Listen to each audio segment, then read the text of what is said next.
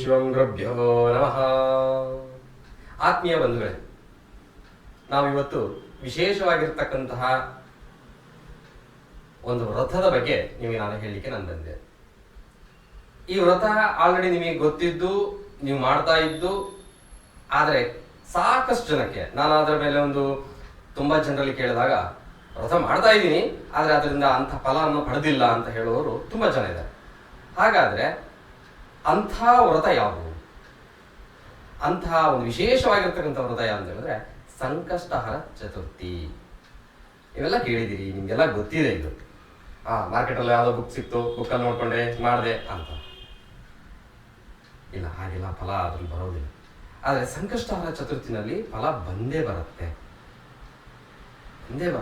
ಆದರೆ ಕೆಲವೊಂದು ನಿಯಮಗಳನ್ನು ನಾವು ಅಳವಡಿಸಿಕೊಂಡು ಮಾಡಿದ್ರೆ ಖಂಡಿತ ಆ ಒಂದು ಸಂಕಷ್ಟಹರ ಚತುರ್ಥಿಯ ವಿಶೇಷವಾಗಿರ್ತಕ್ಕಂಥ ಫಲವನ್ನು ನಾವು ಪಡಿಬಹುದು.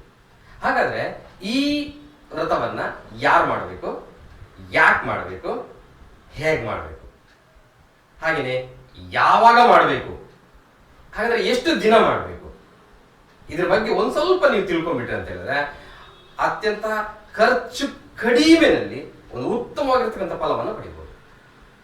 ಇದಕ್ಕೆಲ್ಲದಕ್ಕೂ ಸಹ ಮಾಡಬೇಕು ಅಂತ ಮನಸ್ಥಿತಿ ನಿಮ್ಮಲ್ಲಿ ಇರ್ಬೇಕಷ್ಟೇ.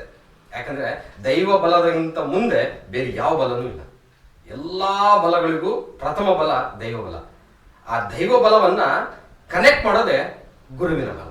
ಆ ಗುರುವಿನ ಮುಖಾಂತರ ಈ ವ್ರತವನ್ನ ತಿಳ್ಕೊಂಡು, ಕಲ್ತ್ಕೊಂಡು, ಅರ್ಥ ಮಾಡ್ಕೊಂಡು ಮಾಡಿದ್ರೆ ಉತ್ತಮವಾಗಿರ್ತಕ್ಕಂಥ ಫಲವನ್ನ ಪಡಿಬಹುದು ಅಂತ ಹೇಳ್ತಾ, ನಿಮ್ಗೆ ಹೇಗೆ ಮಾಡೋದು ಅಂತೇಳಿ ನಾನು ಮುಂದಿನ ವಿಡಿಯೋದಲ್ಲಿ ನಾನು ಹೇಳ್ತೀನಿ ಸ್ನೇಹಿತರೆ.